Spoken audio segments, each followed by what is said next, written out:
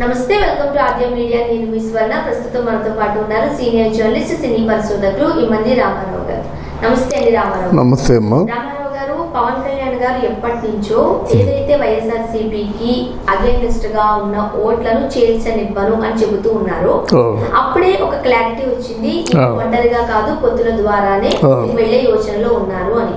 And ప్రస్తుత పరిస్థితులు మనం చూస్తున్నట్లయితే ఇటు టీడీపీ కానీ, ఇటు జనసేన కానీ, బీజేపీ కానీ, కాంగ్రెస్ కానీ, 4 పార్టీలు కూడా పొత్తుతో మాత్రమే ముందుకు వెళ్ళేతే మేబీ నెగ్గే ఛాన్సెస్ ఉన్నాయి.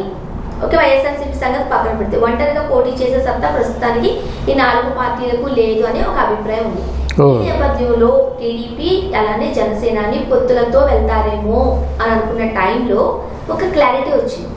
అండ్ పవన్ కళ్యాణ్ గారు ఎక్కడి నుండి పోటీ చేస్తారు అనే దాని మీద కూడా సందిగ్ధత వీడింది. ఈ ప్లేసెస్ మీద కూడా ఒక క్లారిటీ వచ్చినట్లుగా వార్తలు వస్తున్నాయి. ఏం చెప్తారు? అంటే ఇక్కడ గత ఎన్నికల అనుభవం దృష్ట్యా ఒక క్లారిటీ, బాగా స్పష్టమైన క్లారిటీ ఉంది. వాళ్ళు వైఎస్ఆర్ కాంగ్రెస్ పార్టీ వాళ్ళు మైండ్ గేమ్ బాగా ఆడుతున్నారు. మేము గెలిచేస్తాం, 170 సీట్లు వస్తాయి, మీకు దమ్ముంటే 170 సీట్లలో కూడా మీరు పోటీ చేయండి అని చెప్పి ఎన్ని రకాలుగా వీళ్ళని మైండ్ గేమ్ ఆడి డిప్రెస్ చేయొచ్చో అన్ని రకాలుగా చేస్తున్నారు. బట్ పవన్ కళ్యాణ్ని మిస్గైడ్ కూడా చేస్తున్నారన్నమాట. ఎట్లాంటి మాట్లాడుతున్నారంటే, నరకాసురుడినైనా నమ్మొచ్చు కానీ నారా చంద్రబాబు నాయుడిని నమ్మకూడదు అంటున్నాడు అన్నమాట. ఎలాంటి మాటలు మాట్లాడుతున్నారు? అందులో తప్పే ఉంది అంటే, ఇప్పుడు ఒకవేళ పవన్ కళ్యాణ్ చంద్రబాబు నాయుడు ఇద్దరూ కలిసి పోటీ చేస్తే తప్పే ఉంది. అదేదో నేరం చేసినట్టుగా అక్కడ చంద్రబాబు నాయుడు ఏదో పూర్తిగా దేశ బహిష్కరణ చేసినట్టుగా ఆయన జోలికి వెళ్ళొద్దురా బాబు అని చెప్పడంలోనే ఆయన తాలూకు కూళ్ళు, ఆయన తాలూకు కుట్ర అంతా మనకి స్పష్టంగా కనిపిస్తుంది అన్నమాట. ఇక్కడ పవన్ కళ్యాణ్ మునుపటి కంటే ఒక అడుగు వెనక్కి తగ్గి ఆలోచించి ముందుకు వెళ్ళడం అలవాటు చేసుకున్నాడు. వెనక్కి తగ్గడంటే ఎమోషనల్గా మాట్లాడడం, తర్వాత మనసులో ఉన్నది బయట పెట్టడం. నెక్స్ట్ ఏంటంటే అవతల పార్టీ వాళ్ళనేమో కొంచెం దూషించి మాట్లాడడం. ఫర్ ఎగ్జాంపుల్, రోజా ఉందనుకోండి, రోజా నిన్న మాట్లాడిన మాటకి అదే పవన్ కళ్యాణ్ అంత ముందు ఉన్నట్టయితే చాలా తీవ్రమైన పరిణామాలు ఉండేమాట. అలాంటి మాటలు మాట్లాడుతుంటే పవన్ కళ్యాణ్ సైలెంట్గా ఊరుకున్నాడు కానీ తిరిగి సమాధానం చెప్పలేదు అన్నమాట. వెనక్కి తగ్గడం అంటే సంయమనం పాటించడం, అది పాటిస్తున్నాడు. 1, 2 చంద్రబాబు నాయుడుతో మాట్లాడుతున్నట్టయితే వెంటనే ఆ మాటలు ఏదో బయటికి లీక్ అవటం లేదు. అంటే అత్యంత ఆంతరంగికుల విషయంలో కూడా జాగ్రత్తగా ఉంటున్నాడు అన్నమాట. జాగ్రత్తగా ఉండమే రాజకీయాల్లోకి అవసరం.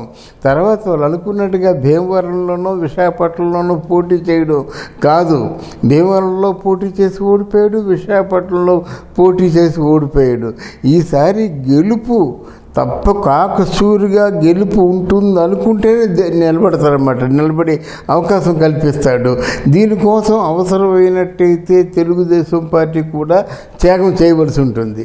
ఎందుకంటే వీళ్ళిద్దరూ కలిసి పోటీ చేస్తున్నప్పుడు పొరపాటున ఏ కారణం చేతైనా మన పవన్ కళ్యాణ్ మీద మాత్రం విరుచుకుపడి పవన్ కళ్యాణ్కి ఏదైనా ఎఫెక్ట్ అయినట్టయితే తెలుగుదేశం కూడా దెబ్బతింటుంది అన్నమాట. అందుకేం చేయాలి? తెలుగుదేశంలో ఎక్కడైతే గెలుస్తాడో అక్కడ నిలబెట్టినా వచ్చే నష్టం లేదు. అంటే ఇక్కడ పవన్ కళ్యాణ్ గెలుస్తాడు అనుకున్న చోట గెలకపోవచ్చు. ఆ లాస్ట్ టైం భీమవరంలో అదే అయిందన్నమాట. మీకు తూర్పు పశ్చిమ గోదావరి జిల్లాల్లో కాపులు డెఫినెట్గా గెలుస్తారు. అంటే అది 2 కూడా కాపులకి రిజర్వేషన్ అన్నమాట. అట్లాంటిది పవన్ కళ్యాణ్ గెలవలేకపోయాడంటే ఎంత కుట్ర జరిగిందో చూడండి. సీట్లు కేటాయించేది కూడా ఎక్కడ ఎవరికి బలం ఉంటే ఆ ప్రాతిపదిక మీదే ఈ ఇవ్వడం కూడా జరుగుతూ ఉంటుంది. సీట్లు కేటాయింపు చేయడం.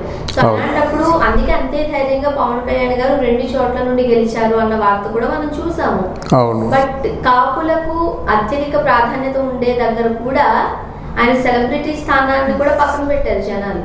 అవును, ఎలా చూడాలి మరి? దానికి కారణం పవన్ కళ్యాణ్ అంటే ఆయన తాలూకు పడవలసిన ఓట్లన్నీ మిస్ఫైర్ అయ్యామ్మా. ఈసారి మిస్ఫైర్ అవ్వు. ఒకటి ఏమిటంటే చంద్రబాబు నాయుడు తాలూకు వ్యూహరచన ఒకటి ఉంది. రెండోది ప్రజారాజ్యంలో చిరంజీవి తాలూకు 18 సీట్లు గెలుచుకున్నాడు కదా, ఆ 18 సీట్లు ఎటు పోవు నీకు. ఎందుకంటే చిరంజీవి రంగంలో దిగుతాడు. చిరంజీవి తాలూకు అనుయాయులు అన్నమాట. వాళ్ళ రాజకీయాలతో పెద్ద పని కాదు. ఈరోజు గంటా శ్రీనివాసరావు ఉన్నాడు, దేంట్లో జోక్యం చేసుకుంటాడు? మన జనసేన పార్టీలో గంటా శ్రీనివాసరావు జోక్యం చేసుకుంటాడు. అవంతి శ్రీనివాసరావు కాపే కదా, వీళ్ళు కాపులే కదా, వీళ్ళు ఎక్కడ జోక్యం చేసుకుంటారు? జనసేన పార్టీ, తెలుగుదేశం పార్టీ పొత్తులు ఉంటాయని మాట్లాడుకున్నారు కానీ పూర్తిగా వ్యూహరచన గురించి మాట్లాడలేదు. జనసేన పార్టీ అధ్యక్షుడైనటువంటి పవన్ కళ్యాణ్ ఎక్కడి నుంచి ఉంటాడో అది కూడా మా కొలిక్కి రాలేదు. తర్వాత ఏమో ఆ పార్టీ గుర్తు గ్లాస్ ఉంది కదా, ఆ గ్లాస్ కూడా మామూలుగా అది కామన్ గుర్తుగా ఏదో వాళ్ళు కేటాయిస్తారనుకుంటున్నారు. దాని విషయం ఏమిటన్నది క్లారిటీ లేదు. ఇప్పుడు ఇటు సైకిల్ గుర్తు, ఇటు గ్లాస్ గుర్తు, అవును, గుర్తులుగా వెళితే ఎట్లా వెళ్ళబోతున్నారు? గుర్తులకు సంబంధించి ఒక క్లారిటీ రావాల్సిన అవసరం కూడా ఉంది కదా. గుర్తులకు సంబంధించి క్లారిటీ కాదు, ఈ గ్లాస్ గుర్తే ఇంకోటి కామను. వాళ్ళు ఇండిపెండెంట్లు కూడా ఎక్కడైనా ఎవరికైనా కేటాయించినట్టయితే ఈ గ్లాసు డిస్టర్బ్ అవుద్ది కదా. మరి ఎలక్షన్ కమిషన్లో ఒక క్లారిఫికేషన్ రాకపోయినట్టయితే పవన్ కళ్యాణ్కి గ్లాస్ గుర్తుండి ఎవరో కామన్ అభ్యర్థి కూడా గ్లాస్ గుర్తున్నట్టయితే ఎలాగవుతుంది? అదొక క్లారిఫికేషన్కి వస్తారు. ఈయనకి అనుభవం ఉంది కనుక ఎలక్షన్ కమిషన్ నుంచి ఒక క్లారిఫికేషన్ తీసుకుంటారు. రెండవది ఏంటంటే వాళ్ళలో తెలివైన పని జగన్మోహన్ రెడ్డి చేసింది ఏమిటంటే 4,05,00,000 మంది 5 లక్షల ఓట్లు గ్యారంటీగా ఉన్నాయి. ఎవరంటే వాళ్ళందరూ వాలంటీర్స్ కదా. అంటే వైఎస్ఆర్ కాంగ్రెస్ పార్టీలో ఉన్నటువంటి వాలంటీర్స్ వాళ్ళ ఓట్లు గ్యారంటీగా పడతాయనే నమ్మకం ఉంటుంది. వాళ్ళు వేస్తారా వేరే తీసి పక్కన పెట్టు. తర్వాత ఏంటంటే వాళ్ళ తాలూకు డ్వాక్రా మహిళలు వైఎస్ఆర్ పార్టీ ద్వారా సంవత్సరానికి 1,80,000 రూపాయలు పొందినటువంటి వాళ్ళు కొంతమంది ఉన్నారు కదా, వాళ్ళ ఓట్లు కూడా కంపల్సరీగా పడతాయి.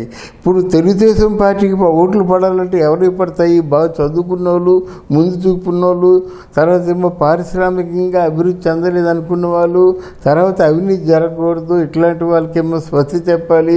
మన ఆంధ్రప్రదేశ్ని అమ్మేసుకుంటాడు, అది అమ్మకుండా జాగ్రత్త పడాలి, ప్రజాస్వామ్యాన్ని పరిరక్షించాలి అనే ఆలోచనలు ఉన్నవారు కొద్దిమంది మాత్రమే ఓట్లు వేస్తారు. కానీ మామూలు నార్మల్గా ఉన్నోళ్ళకి ఏంటంటే వాళ్ళ కళ్ళు తెరవలేదు. ఇంకా సంవత్సరానికి 1,80,000 రూపాయలు మనకి ఏదో రూపంలో మనకి ఇస్తున్నాడు, మనకేం కావాలి, హ్యాపీగా ఉన్నాం కదా అనేటువంటి ఆలోచనతోనే ఉన్నారు. కొంతమంది ఎలా ఉన్నారంటే ఒక 4-5 లక్షల మంది వాలంటీర్లు. వాళ్ళు ఏం చేస్తారంటే వాళ్ళు ఏం చేయటం లేదు, 5,000 రూపాయలు జీతం తీసుకుంటున్నారు. బయట నుంచి తెల్ల కార్డు కావాలి, డబ్బులు ఇవ్వాలి, రేషన్ కావాలి, డబ్బులు ఇవ్వాలి, డ్వాక్రా మహిళల్లో రుణాలు ఇప్పించాలి, డబ్బులు ఇవ్వాలి. అంటే ఏది కావలిస్తే దానికి ఏమో రికమెండ్ చేయాలంటే వాడికి ఏదో డబ్బులు తీసుకుంటున్నాడు. కడుపులో చల్ల కదలకుండా పూర్వం కర్ణమురసం ఎలాగైతే కూర్చుండేవారు వీళ్ళు సచివాలయంలో కూర్చుంటున్నారన్నమాట. ఇట్లాంటి పరిస్థితుల్ని ఏ విధంగా తిప్పి కొట్టాలి ఇవన్నీ ఆలోచించుకోవాలన్నమాట. కానీ మొత్తానికి ఏంటంటే మీరు పోటీ చేద్దాం, మేము పోటీ చేద్దాం ఒకటి. రెండోది మేము 2.5 సంవత్సరాలు ఉంటాం, మీరు 2.5 సంవత్సరాలు ఉండాలనేది రెండవది. అందులో మొట్టమొదటిసారిగా సీఎంగా పవన్ కళ్యాణ్నే ఉంచుతాం. తర్వాత నెక్స్ట్ 2.5 సంవత్సరాల్లో మన తెలుగుదేశం పార్టీలో ఒకరు ఉంటారు, అదొకటి. తర్వాత పవరు షేరింగ్ ఎలాగుంటుంది, నెంబర్ 2 ఎవరికి ఇస్తారు, నెంబర్ 3 ఎవరికి ఇస్తారు, నెంబర్ 4 ఎవరికి ఇస్తారు అని పవర్ షేరింగ్ కూడా లోపాయకారంగా మాట్లాడుకుంటారు అన్నమాట. ఏదేమైనప్పుడు కూడా మన పవన్ కళ్యాణ్ తెలుగుదేశం పార్టీ మన చంద్రబాబు నాయుడు కూడా గోప్యంగా గుంభనంగా ఎక్కడ ఏ విషయం కూడా పొక్కకుండా చాలా జాగ్రత్తగా ఈ రాజకీయ రచన చేస్తున్నారని నా నమ్మకం. ఇది డెఫినెట్గా తెలుగుదేశానికి మంచి జరుగుతుంది. తెలుగుదేశం ఒక అయోమయ స్థితిలో వైఎస్ఆర్ కాంగ్రెస్ని పట్టిస్తుంది. అయితే వైఎస్ఆర్ కాంగ్రెస్ పార్టీ మీద ఉన్న వ్యతిరేకత కొంతవరకు వీళ్ళకి హెల్ప్ అవుతుంది. Thank you so much. Thank you అమ్మా, థ్యాంక్ యూ వెరీ మచ్.